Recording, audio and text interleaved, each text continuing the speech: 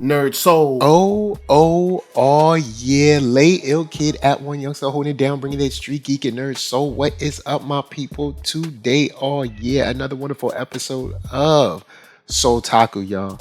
That's right. You better believe we out here doing our thing, having a good time. So like, comment, subscribe, and hit that bell because, boy, Jujutsu Kaisen, y'all. Jujutsu Kaisen out here giving that heat. You know what? I'm not even going to be mad at the pure flames that we seen befall your boy. Cause look, when we come in to the episode, we already know that the challenge has been given. You know what I'm saying? The challenge has been given, and we open up on some. I knew he was strong, but not this strong. Man, look, Sukuna is on a whole nother level. And the craziness is their fight literally just demolishes just everywhere.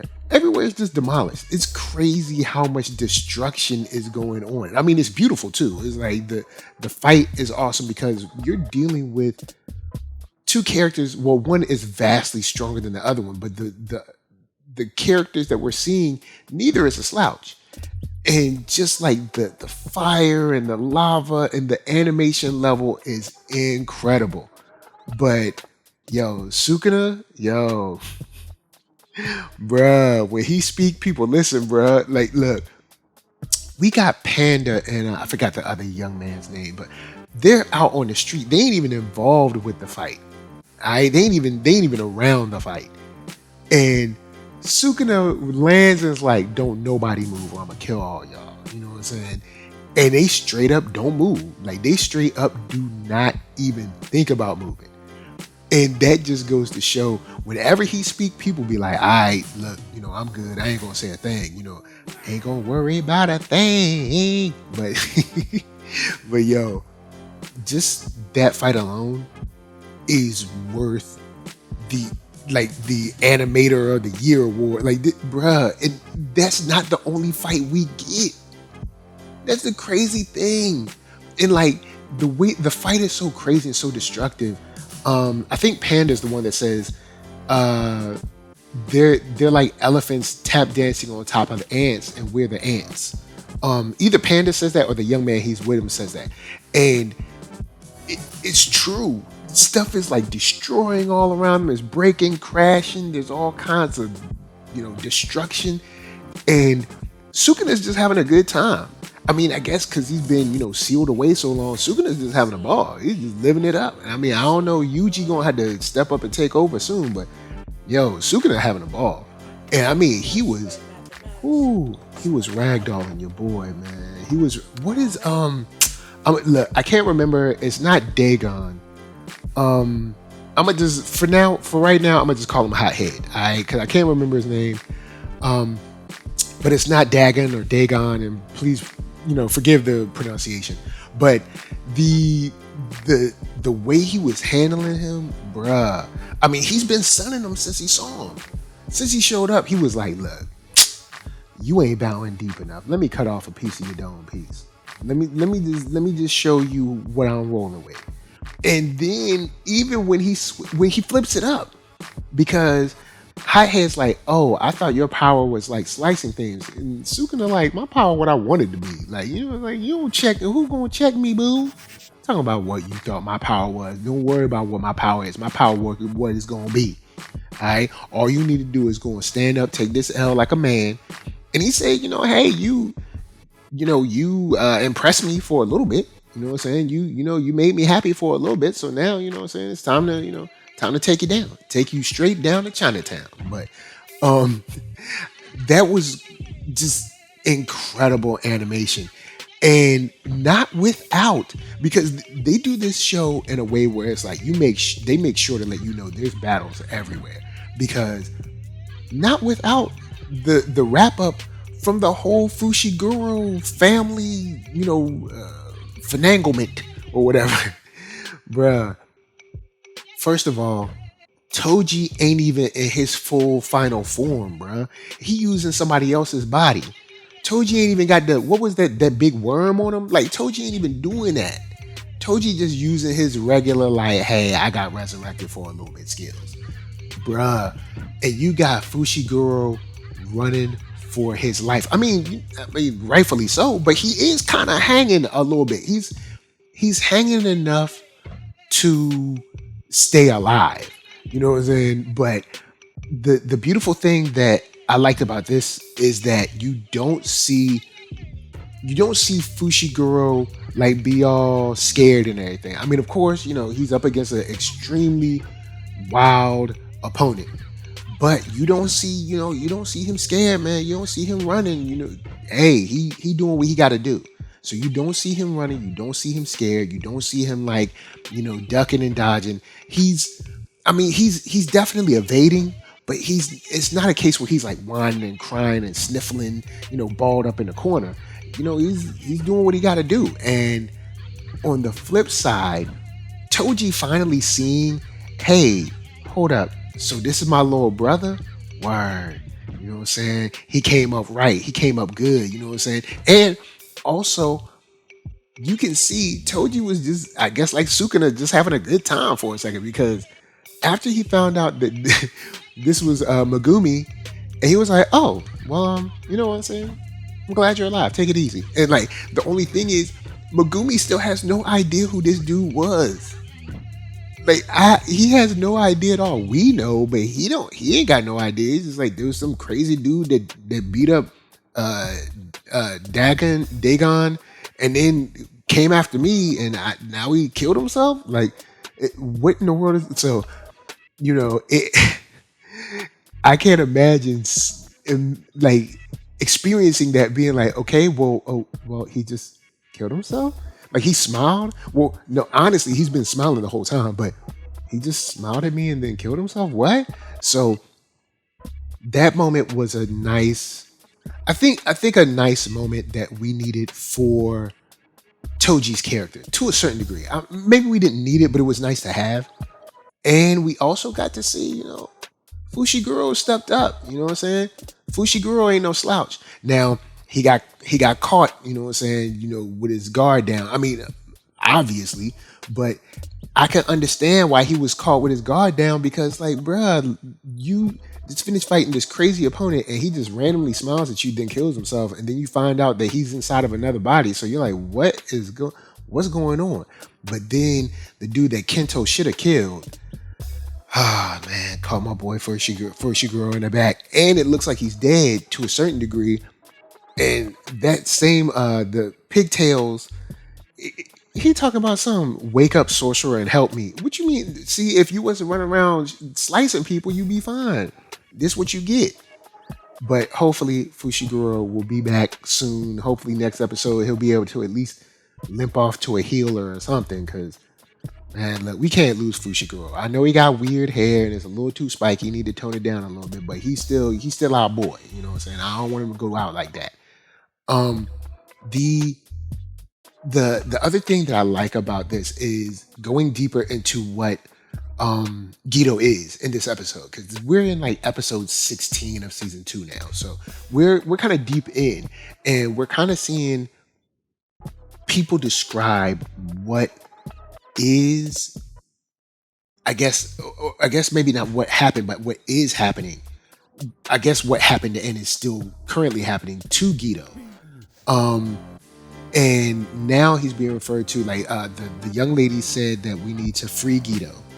Now it's saying that Geto is being manipulated like a zombie. So the only thing I can assume is that we can extract or separate this entity from Geto. Now, if we extract and separate this entity from Geto, I don't know if that's going to make Geto a good guy. I mean, he probably still going to be like, I don't want no humans, but at least we won't have him. At least, I don't know, maybe his ideas and plans and thoughts will at least be his own. I mean, I guess that's the best thing I can say about that. I don't know really how else to? I mean, I guess. So, but I mean, of course, it's a good thing to get him separated because in my mind, and I mean, of course, I haven't read the manga, so I have no idea. But in my mind, all of this extra stuff that we've seen is part of whatever cursed spirit or entity or whatever is putting on him, and not, not Guido's plans himself. You know what I'm saying? And of course, we're not. I mean, we're not done with all the bad guys yet. I mean, Sukuna is still out there wilding. Hothead is dead, but like they say, Mahito is still out there. Mahito is not a slouch. I mean, we've seen his power and work, at work, and who knows how that's going to play out. But I think outside of having Panda playing Dum Dum for a while, one thing that I think is cool about this episode that we got to see a little bit of is the fractured nature of Guido's squad. Like, you see kind of three factions discussing how they want to approach something and deciding they don't want to deal with one another, at least not right now. And then kind of the peacekeeper of the group being like, hey, I know one day we'll all be able to, sit down together and eat dinner again, but right now we just ain't vibing. So you go your way, and I'm gonna just chill and be neutral because I don't really want to do none of this. Because it seems like now that Guido is definitely not Guido, all of those that glue that held his crew together is slowly dissolving, and who knows if those bonds will ever reform. Maybe not. Maybe once Guido is freed, he'll be able to kind of get everybody back together, or maybe it'll be too late because he's losing some captains or generals or whatever.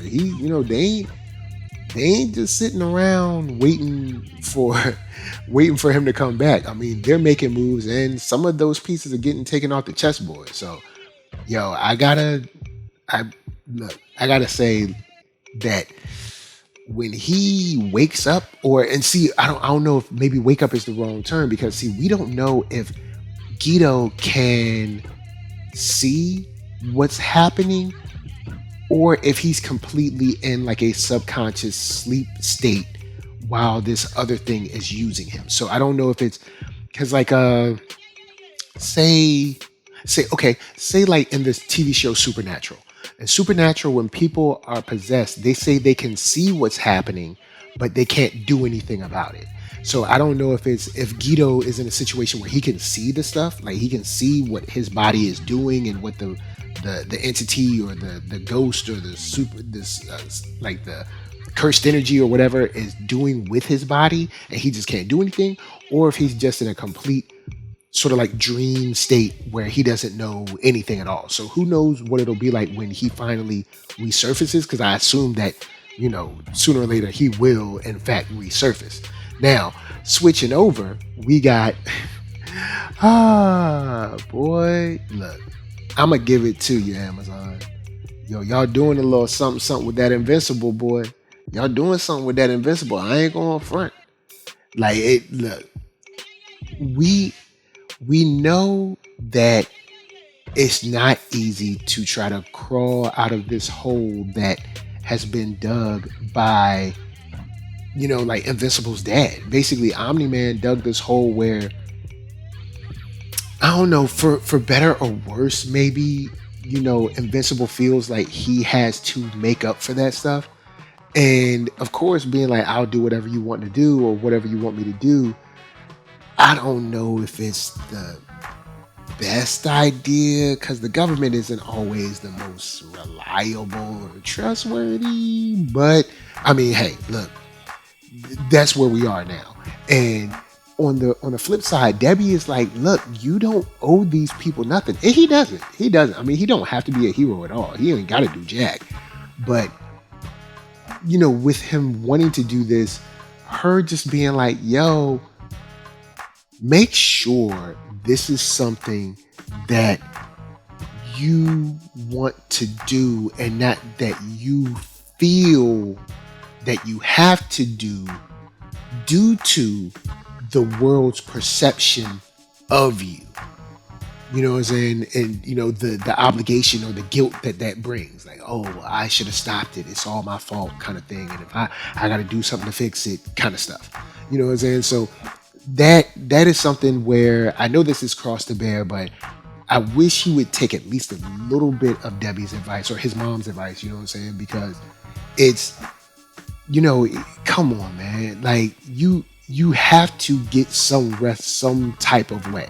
You know what I'm saying? You have to rest. You have to be able to, enjoy your life and recharge your own batteries. Like, I mean, he's after his graduation, which he almost missed, messing with Doc Seismic. He's like, he doesn't want to relax now. I mean, I do not agree with underage drinking. Do not drink underage. If you are underage, do not touch no alcohol. But it's not even a situation of him drinking. He's not even like engaging with his friends. He's out there like looking off into the abyss like, I must be a hero. I must be prepared when the call comes in. Kind of, it's like, bro, come on. Like, ease up. Like, calm down. Calm it on down. Calm it on down. All right, look, you ain't all that. I mean, you're good, but you're not that good. You know what I'm saying? The world will still spin without you, my good man. But just taking a second to enjoy his life, because he will burn himself out if he decides that his life is essentially a tool for the US government. He'll burn out probably a lot faster than even he thinks he will, because he's, quote, invincible. And I think with that, we see a lot of his, his moments even with his girlfriend, his moments with his mom, his moment with his friends seem like they are coming, second to this perceived duty. Like, for instance, when he goes down to Atlantis to kind of like make up. And the funny thing is, like, the old information they have is that, they got to get married. He has to marry the old queen. He's like, hey, look, I got a girlfriend. I don't know if I could do that. I like how she said, like, oh, we're not barbaric. By the way, it's trial by combat. It's like, yeah, that's still barbaric. It's like, or that's still old school. Like this whole thing, like, oh, we don't make you marry me. That's so old school. We're gonna do a trial by combat. Yeah, that's still mad old school. Like, you traded one old school for another. I mean, I guess I don't know if that consider that progress, but maybe. But it is cool seeing. At first, you thought, oh, cool. Like, so I could just go back up to land and see. Like, nah. You gotta fight this crazy monster. And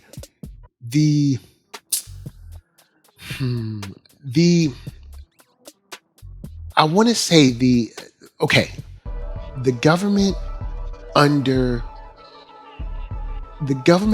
any other situation would be untrustworthy. You know what I'm saying?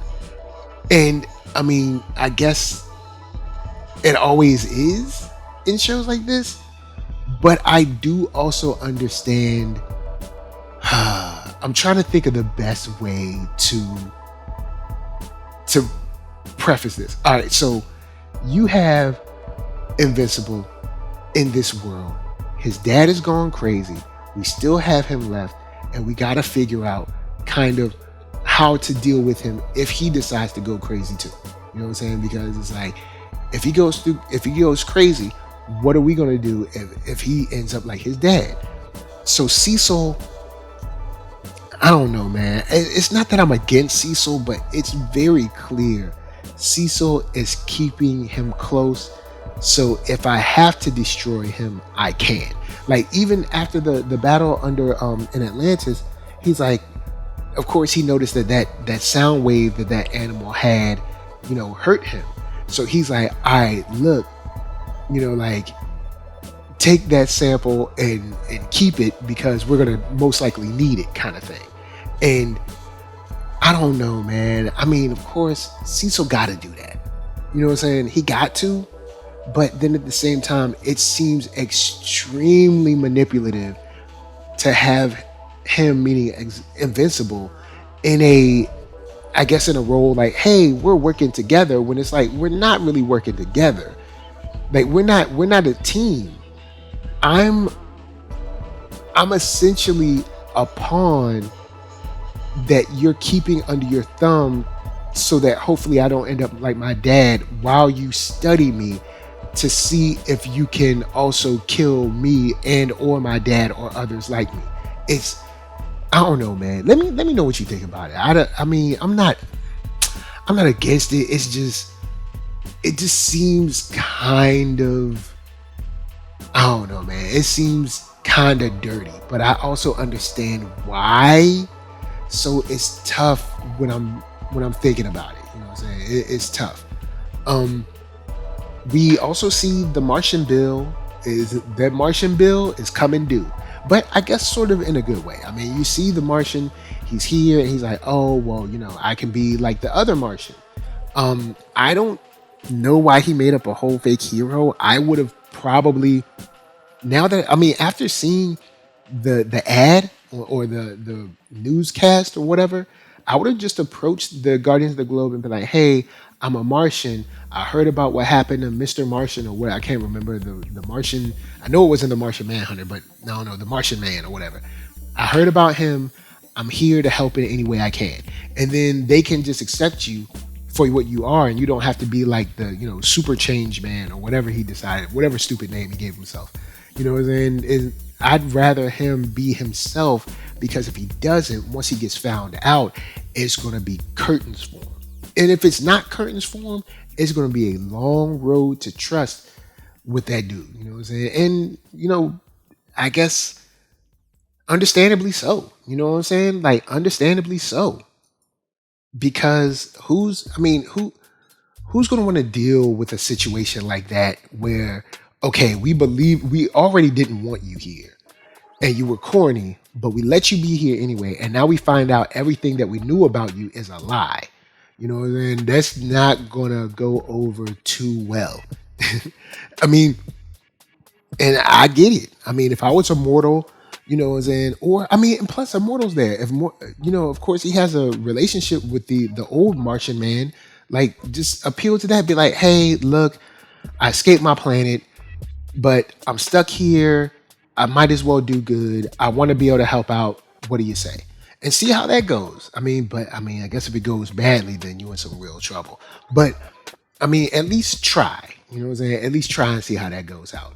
I guess the last thing I want to say about this is, of course, we get to see more of Angstrom's mission, which I think is great. Him, I guess this is one of the Invincibles that he's gone around and, used his knowledge to stop, because even Invincible is talking about how they set off these like I guess like nuclear bombs or proton bombs or something like that, and they just tired him out. And now they have him locked in this, big, I guess, Viltrumite machine or something like that. So maybe he's going around ending the Viltrumite threat that's on Earth one by one. And it's understandable because those ones are crazy. But our Invincible is alright. He's cool. Unless the argument is to be made that sooner or later he will be crazy and go evil no matter what. And then there's also the reality that, Viltrumites might still come. Just because Omni-Man left doesn't mean that, other Viltrumites might not be like, hey, whatever happened to that planet that, Omni-Man was supposed to take care of? And they're like, oh, well, let's just send like 2 dudes over there and see what happens. Because imagine if 2 like Viltrumites show up, like, bruh, like, let's be for real. Yes, it was his dad, but Invincible is having he won't have no real luck against his daddy. So now I believe his dad said the older they get, the stronger they get. So he will get stronger as time passes, but bruh, he did not look good against his dad. Now, of course, there is the emotional connection. You don't want to beat up your dad. Don't nobody want to fight their dad. You know what I'm saying? But just in general, one for one, it was not looking good. So like, say two Viltrumites show up, man. One, he don't know how to fight. That's one. He need to get in the gym and learn how to fight for real. Two, like his battle situational awareness, just man. Like he bungles almost every opportunity, bro. Like with Doc Seismic, he was not looking good out there. He was blowing it, bro. Like he was blowing it. Like it just won't looking good, man. It won't looking good. Then we got Debbie. She's breaking down because of course Mark need to be with her, kind of like trying to just grieve for a minute, but he's so busy out there, he's not paying attention to his mom. His mom trying to rush back to work, she going crazy on, well, the customer was bugging, he was tripping, he was definitely on, he looked like he was about to be doing some DV stuff for real. And he's not there to see the stuff his mom's going through. Like, she's grieving too, and like, y'all need to come together at least for a little bit, man. But he's just ignoring that, she's ignoring it.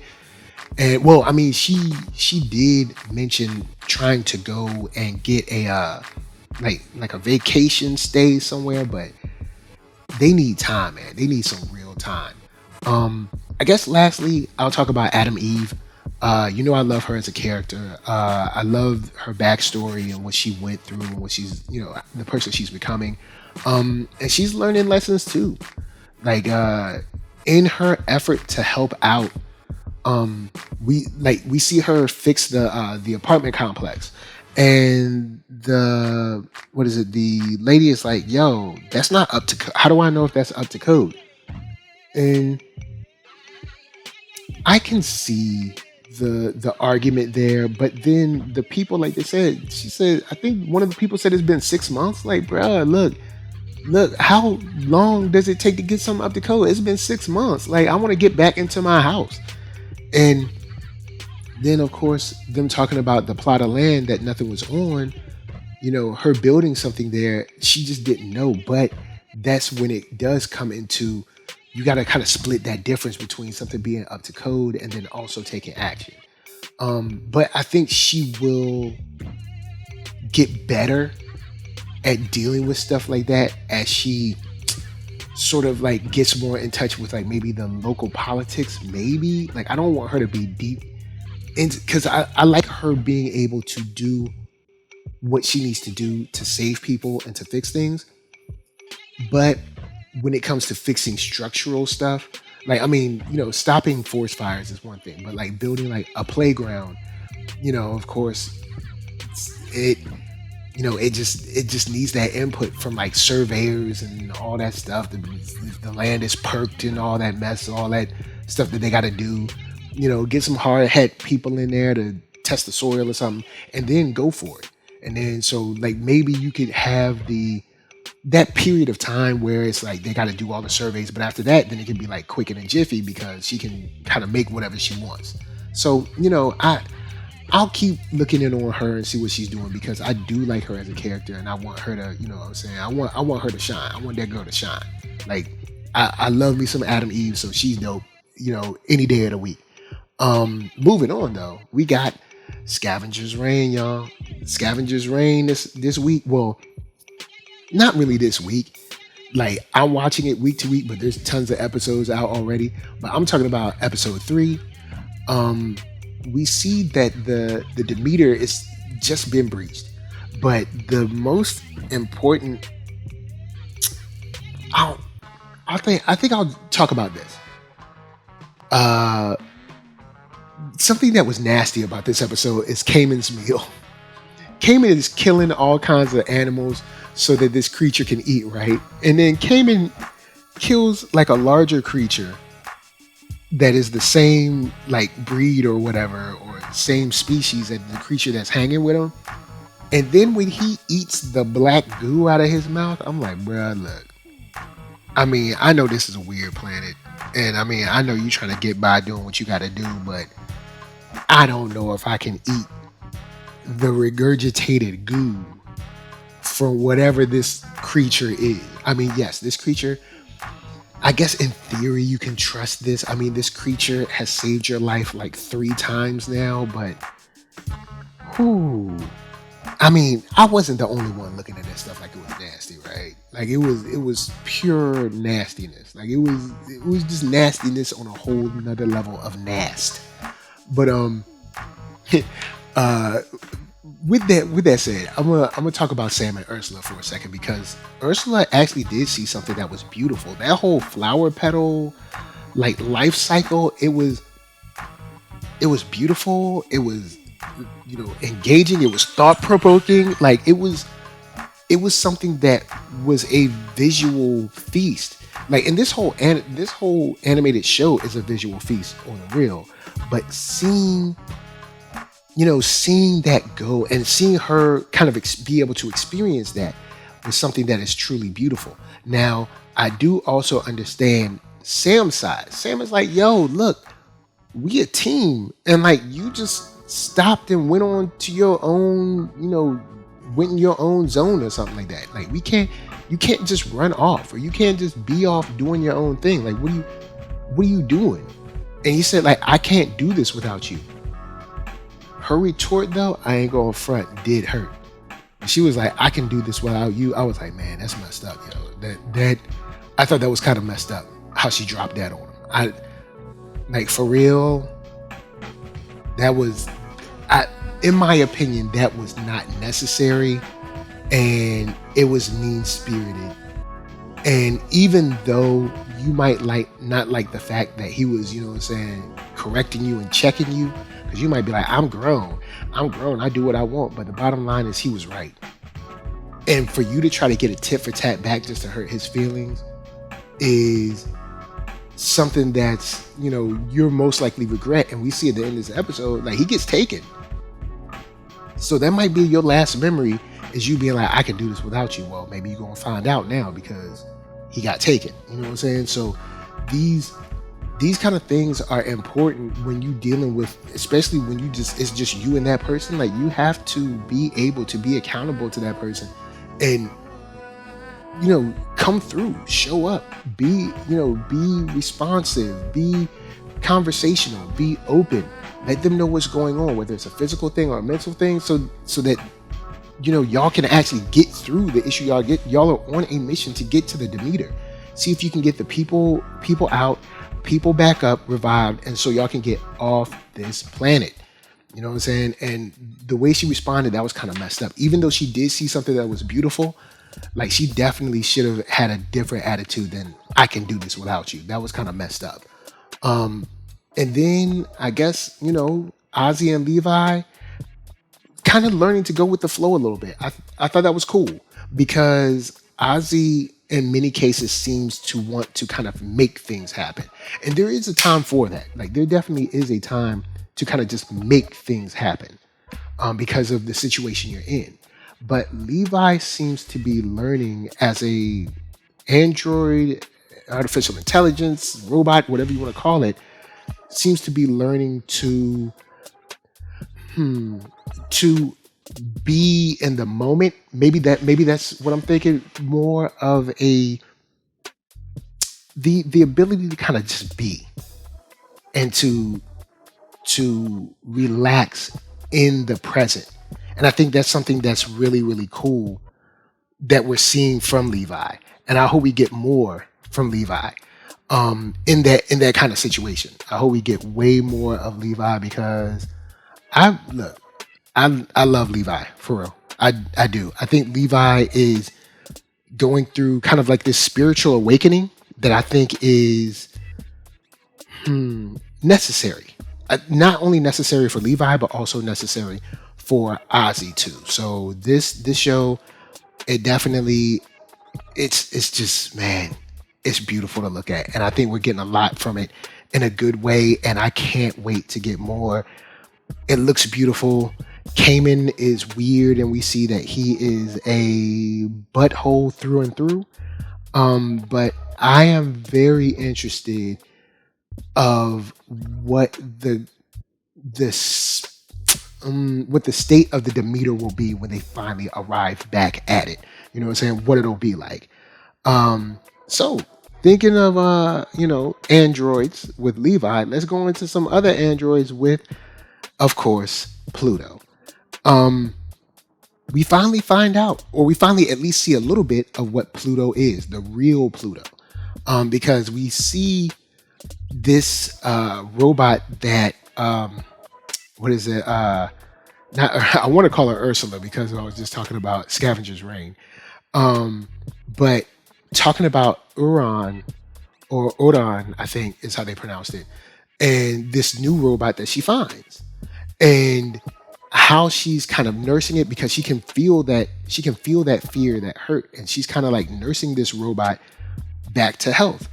Getting the I guess getting the energy cells, getting some clothes, stuff like that. And we find out that this robot is functioning without its own functioning on its own without an AI chip. And that is, I guess, something that no one has ever heard, because I mean, even Adam is like, hold up, what? And Adam and Uran are like, I guess, some of the dopest out there. And even Adam, when he went past what is it, Abula? I think it's Abula. He was like, hold up, I can't tell whether this person is human or not.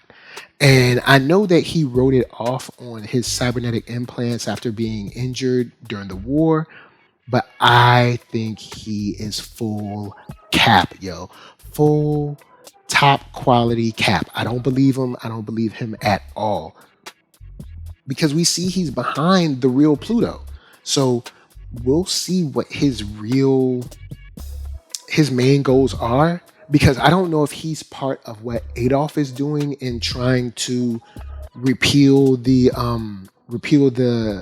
robot laws, or if he's in his own sort of in his own vibe, in his own path, in his own little, I guess you could say, ideology about these robots and what they've done during the war, because it might not have anything to do with, the I guess Adolf and his anti-robot people, which is, it's completely up to him.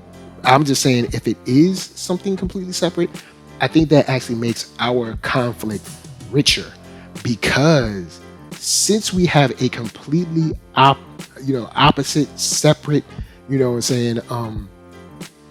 conflict, or a separate kind of like entity, it's not just black and white.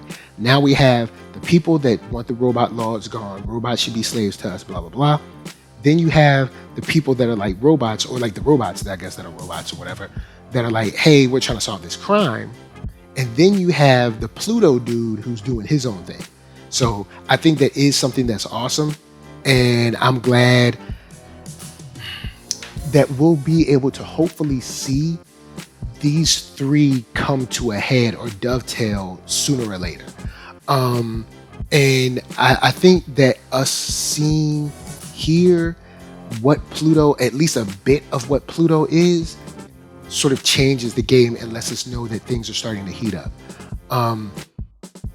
We also find that the memories that, or at least some memories that your boy Gazette has, aren't his, or might not be his. Because we remember seeing that flashback that he had of some dude in the alley, and he keeps having that little weird flashback of that little dude in the alley on his own. And then for him to have that memory of that trip, or them saying that, oh, we already have your wife, you planned this trip to Japan. And he's like, hold up, what? We went on a trip to Spain. And I like that him and his wife are both like suspicious at the same time. They were both like, whoa. Like, something ain't right. So like, both of them were like, Japan? When did this happen? So it seems that she has a sort of detective mind similar to his, where she's like, hey, something ain't jiving with this. We gotta figure this out, because I know we went, or at least we believe we went here. And so that means that we have a much deeper conspiracy on the governmental side, because what is it? Director Schelling talks to the I guess the robot professor or whatever that checked over Gazette. He was like, look, basically, do you know how much Gazette is worth? Do you know how much we've sunk into the, his body and abilities and stuff? Shut up, do what I tell you to do, and don't ask no questions. But with that said, I think if you were to do this, that means that he not only altered his, meaning Gazette's memories, but also his wife's. Also, how were you able to do that? Like that, because that changes the game completely. Because if that's the case, that means that we're talking about a whole maybe shadow faction inside of the government that is using robots to kill and hide killings, possibly. Because we see that, at least that we, from what we know, Adolf's brother was pummeled and or killed by Gazette, but Gazette has no memory of it, and it's not even reported as a murder from a robot to a human, because of course humans aren't supposed to be able to harm. Robots aren't supposed to be able to harm humans at all. So this is something that is very, very interesting. I really want to see how this plays out, because will director Schelling be able to keep this a secret from Gazette? And because I don't think Gazette is going to stop looking. The only thing that I would say that Gazette kind of didn't do that he should have done is get his wife checked too. That's the only thing, is get me checked and get my wife checked if there's anything off. But maybe the idea is that if anything wasn't off with him, it wouldn't be with his wife. But it's always better to check, man. It's always, no matter what, it's always better to check. And we get to see the news as well, as far as this robot law thing. We see that the people that Adolf is with are kind of like using the news as a way to kind of slide in this dangerous robot narrative. And he even calls it a narrative, because he's like, look, the only way we're going to be able to take down Gazette in a way where people are going to accept it, because you have robots out at restaurants and stuff, and everybody loves robots. So it's like, especially after the 39th Central Asian War, you have this group of people, or the vast amount of society that's like, yo, robots are cool, like what's wrong? So they're going to have to build up this idea that there's at least one robot to be feared, so that they can kind of go forward and take at least that one robot out, and then use that as a proxy to say other robots need to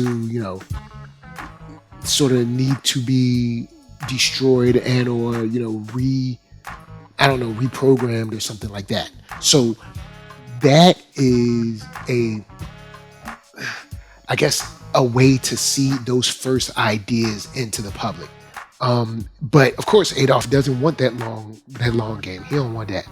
Nah, bruh. He want his revenge now. Technically he's been waiting 3 years. So he's been patient. He's been real patient. Lastly, I want to talk about Hercules and who is the young man that comes to visit him? I can't remember. I'll remember it in a second. But Hercules basically planning on going on his, one-man mission, crazy suicide mission, and trying to take on this Pluto by himself. When he's visited by Epsilon, I do agree that this cycle has to be broken. This cycle of hate that, like he said, if we're becoming more like humans, then we're going to take on these qualities. And maybe we shouldn't take on these qualities, or at least not the worst of these qualities, which is like war, hate, those type of things. And then you see Hercules' side of looking at Epsilon like he's soft, basically. You soft, kind of adopted all these kids, and ain't nobody think about you, ain't nobody think about that kind of stuff. And it doesn't show strength, and why should we care about humans? But I do think that Epsilon is on to something. I mean, of course, I don't think you'll never have to fight again, but the idea is to, at least if we can fight less, then that's better. I mean, I guess from his perspective, he's like, if we can fight less, then that'll be a win. That'll be at least a feather in his cap that, hey, we stopped 30% of the fighting that we were doing before. You know what I'm saying? We've become more relatable, we've become more responsible, more disciplined, more caring, more kind, loving, those things, more understanding, more compassionate, more gentle, those kind of things. I think that's where Epsilon is coming from. But with that said, if Epsilon is the same level of robot as like Gazette, as Hercules, as North Number 2, Epsilon ain't no slouch. And I think we're going to be able to see him fight later on. But it seems like Abula is telling Pluto that his target, or his main target, or his mission is Adam. So maybe what we'll see is a direct attack at Adam, where Gazette and like Epsilon and Hercules come in to assist, because Pluto is just so powerful. So we'll see how that plays out, man. With the code word Bora and stuff like that. We've got a lot going on in this show in a very good way. We got shady governments. We got, I'm paranoid because I don't know who to trust, man. I've thought that, Director Schelling and like the robot, I guess Dr. Man or whatever would be trustworthy, but who knows now? Like, we ain't got no idea.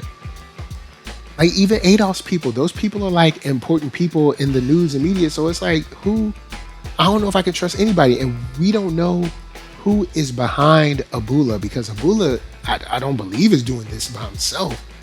Like, somebody's helping to foot the bill for all the stuff that he's able to do. As far as when he was talking about that dude sneaking into the country, somebody helping these sneakiness go on. You know what I'm saying? So this show, in a good way, has me paranoid because I don't know who to trust.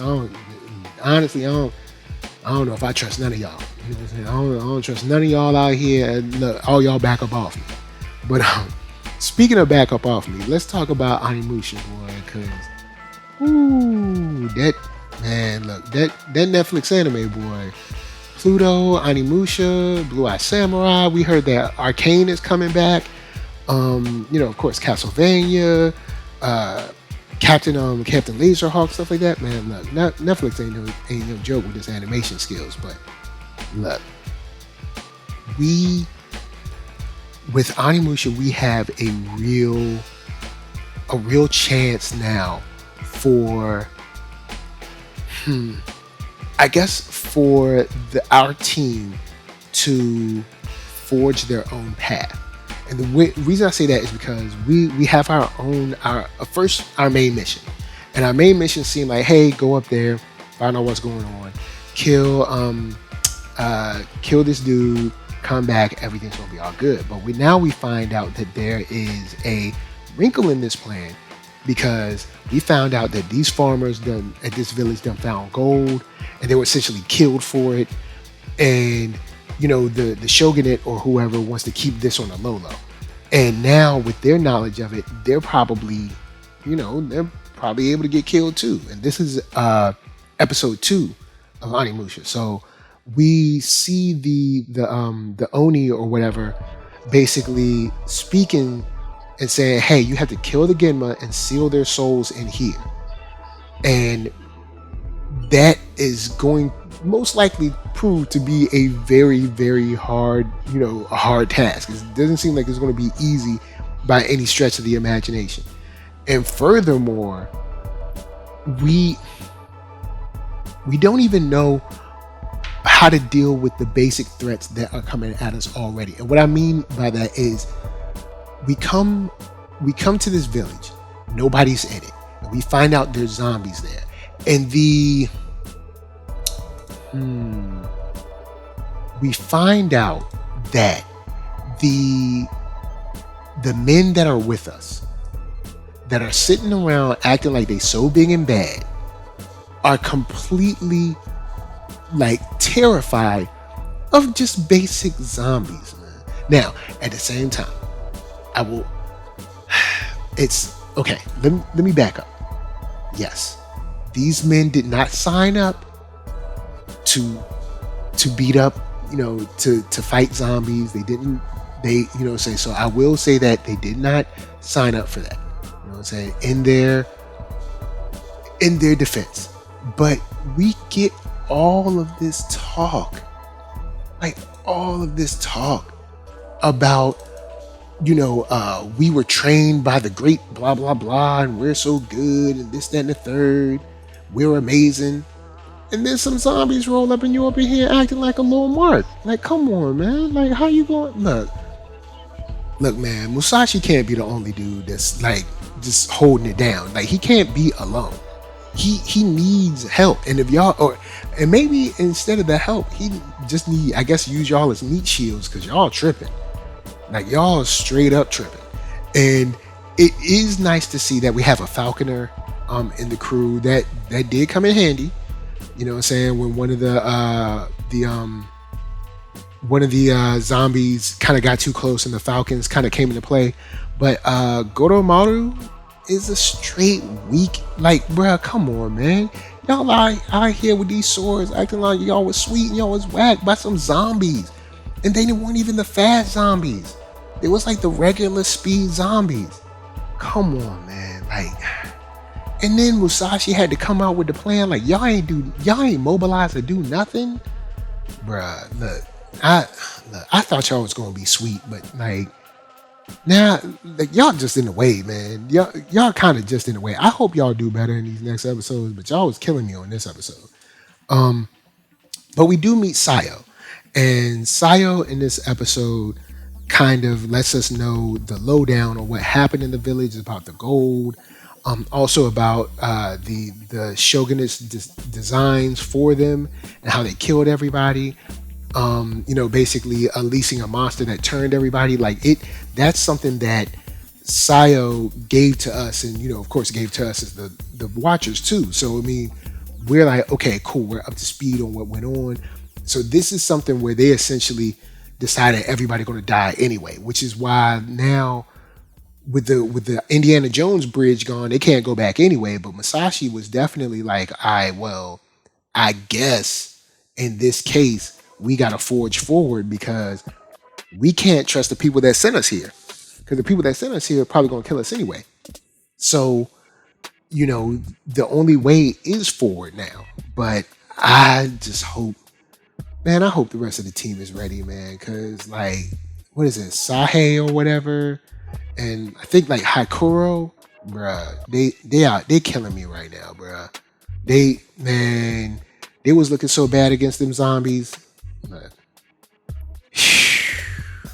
it's tough. But I will say, one thing that we learned about this episode is, even back in the, Sengoku or Edo period or whatever, it's still all about the Benjamins, man. You see how the village was all cool when they was just mining copper and tin or something like that. But once they came up on gold, boy, everybody had to go. You know what I'm saying? You see, look, I'm telling you, man. Whew, don't let money change you. You're talking about that almighty dollar, boy. That almighty dollar. Speaking of the almighty dollar, it seems that the almighty dollar is not going to allow you to pass safely from town to town in Blue Eye Samurai, which will be the last joint I touch on for today. Yo, bruh, look. Alright. The cool thing about this show is, I mean, like the others, it's so beautiful and unique. But Mizu's trail and the Four Fangs kind of coinciding at this kind of at the cliff showdown during the what's the event? Was it the Madaka? What's the name of the event? It was the Hadaka Matsuri.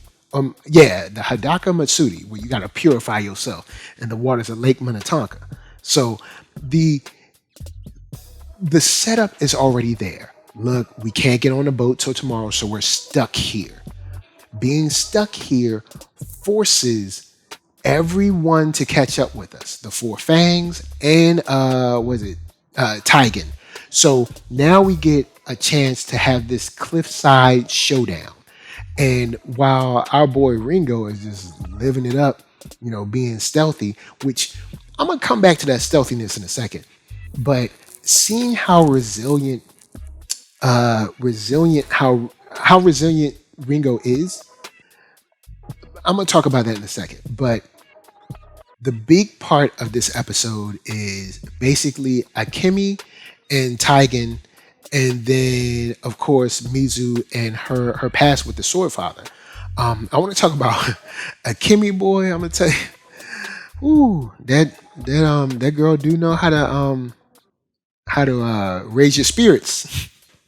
Now, on the real, it is nice to see that this woman said, "Look, I see my man is feeling down, so let me use my energy, my experience, my knowledge, my caring, my kindness, my generosity to pour into this man and to give him encouragement, to lift him up, to lift his spirits."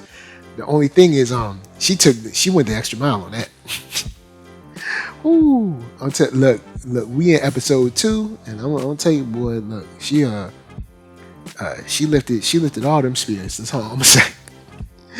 Oh Lord, I was like, because at first I was like, this is beautiful. You know what I'm saying? A woman giving her man encouragement, being that rock for him, letting him know that he gonna be alright, he gonna make it, and she gonna stand right beside him. And I was like, whoa, hold up, where we going? I mean, ain't nothing wrong with this, but I'm just saying where we going, because look, Netflix is using Blue Eye Samurai to let you know, look, we gonna let that full frontal fly, boy, because they be having them things just jingling. Man, look, when they was running out to the pool, I mean not to the water, the lake or whatever, bruh, man, everybody was just letting it flop. You know what I'm saying? Sometimes you gotta just let it fly, man. Just let it, you know what I'm saying? Let that thing just let it swing a little bit. Cause man, look, there was jiggling and wiggling, boy. I was like, dang, y'all, so the whole town do this? So y'all just wild like that, huh? So everybody, so is there an after party at all? No, I ain't even gonna go there. But the issue with Akemi is that, her father already wasn't on board with Tigan, but he was like, you know what, okay, cool, I can kind of roll with this. But when Tigan lost that fight, bruh, that's changed the game. And the fact that he's not even there. So now we got this new dude that, he's like, look, he's with the Shogun. And like, look, I gotta keep my family, I gotta keep the family strong, and I gotta get you into another good family. You know what I'm saying? To maintain that relationship, that cohesive structure of power for our family. And bruh, look, why I always gotta be the worst one? Like, now I'm not saying that arranged marriages are a good or bad thing. It's up to your culture and what your culture decides. You know what I'm saying?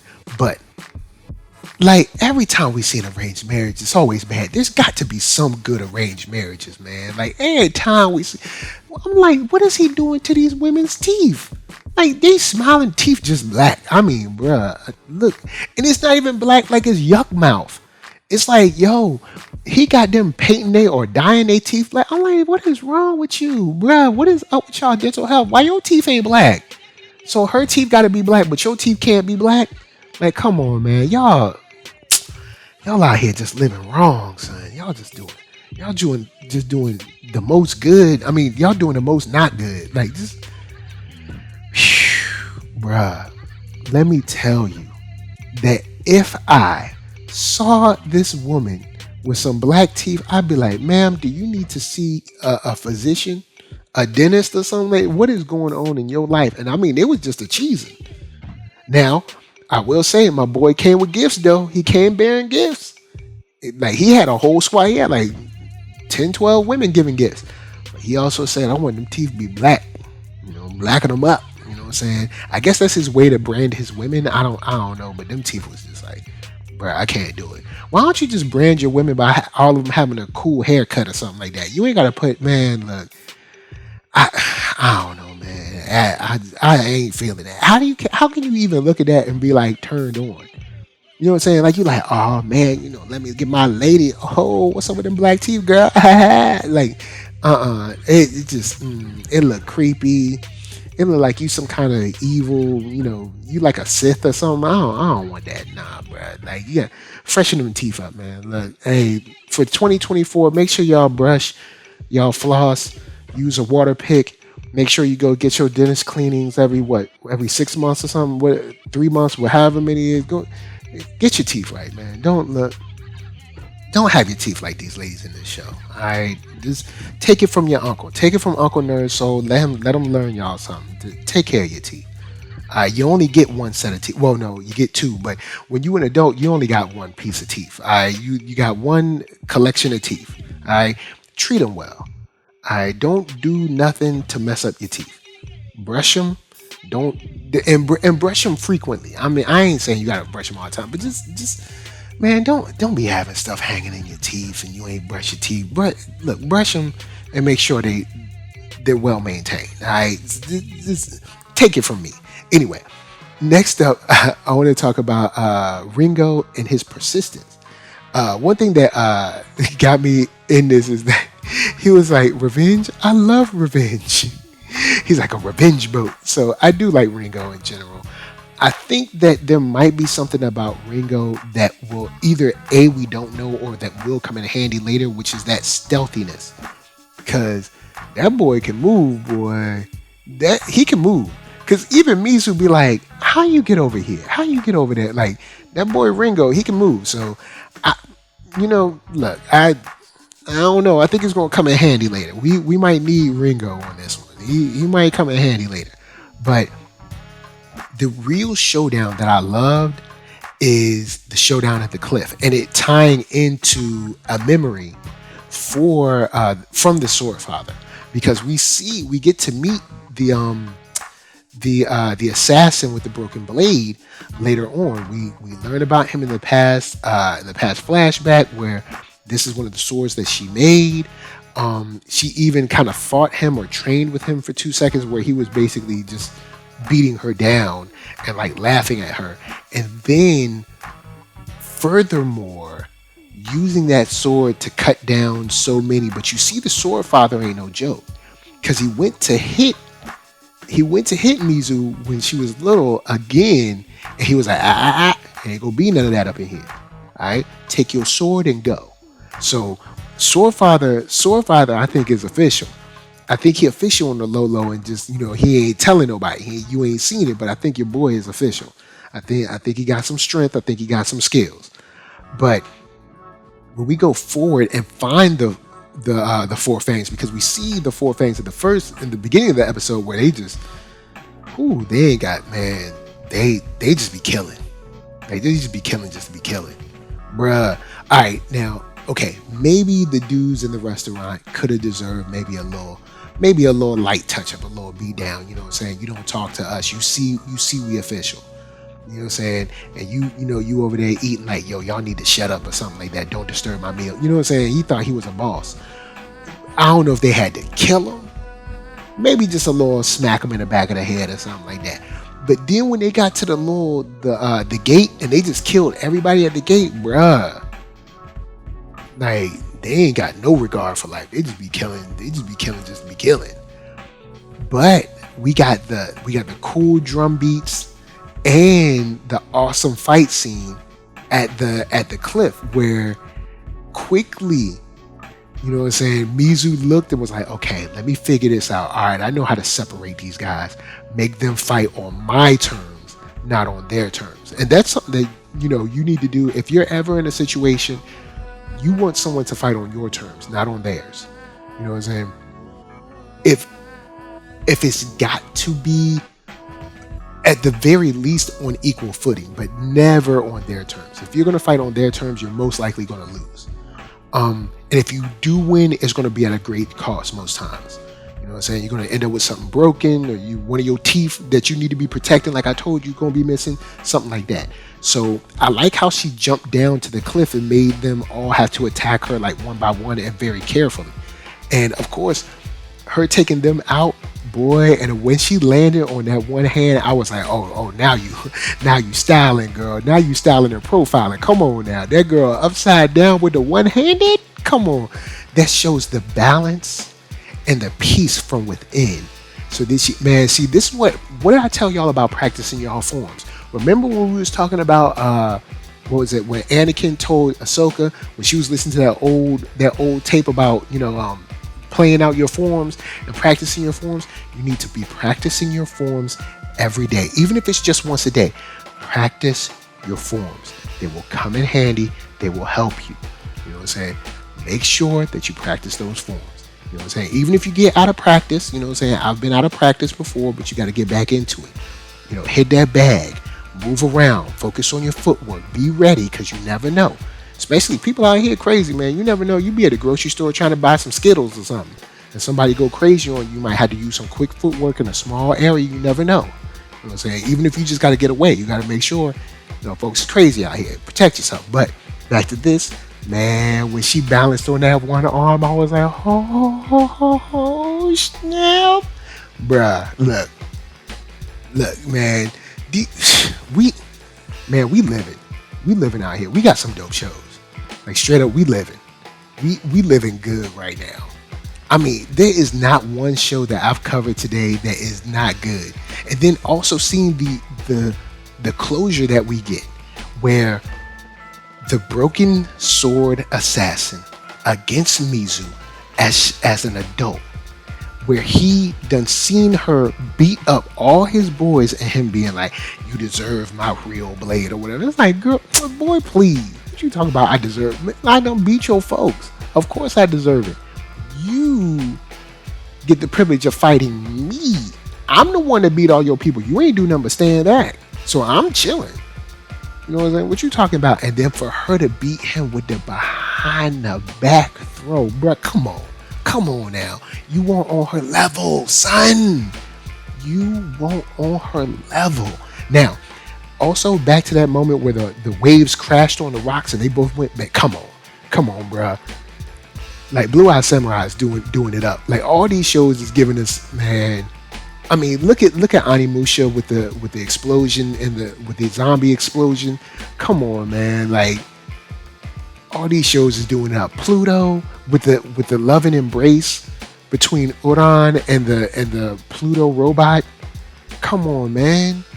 The behind the scenes drama with shelling and erase memories. You got Invincibles with his mom, his friends, his place in the world, what he owes to himself and what he may or may not owe to the U.S. government or the people of Earth. You know what I'm saying? Bruh, come on, bruh. Jujutsu Kaisen with Sukuna, man, come on. We out here living. But back to Blue Eye Samurai, I'll say my final thoughts on this before we go in and get out, because I've been holding y'all for a minute. I ain't gonna hold y'all all day. I know y'all got things to do. I'm gonna just say this. Blue Eye Samurai in this episode comes together so well, and it shows that our hero isn't infallible. You know what I'm saying? She gets hurt. She got cut like 2-3 times. And, I mean, when Taigen came for his his revenge at the very end after she had killed the broken sword assassin, you see him most likely deciding not to kill her in the moment, because he's like, this isn't, I don't get any honor, especially since he's talking about honor. You don't really get any honor from killing a wounded, you killing a wounded person. It is, I mean, she's literally laying on the ground unarmed like this. You don't get any points for that one. And it's not even a situation of people seeing you bring her body back or anything. It's a situation of you knowing yourself. You knowing in your soul that you didn't get your honor back. Or no, you ain't fight a fair one. You know what I'm saying? That's what honestly, that don't really exist no more. Don't nobody want to fight a fair one no more. But the issue right here between him and her, I like the fact that it's going to have to be resolved later. I do think from the trailer it looks like they're probably going to fall for one another, but that's a whole nother thing. We'll see in the next episode how that plays out. But of course, Thank you for rolling through. Thank you if you got all the way here. If you watch 1 second or all the seconds, I thank you very much. So, NERDSoul, Facebook, Instagram, Twitter, TikTok, podcast, all that jazz. And until the next time, that you have to make sure that you are butt naked before you jump in the water with everybody else to try to find that magical stick. It's just me saying, peace.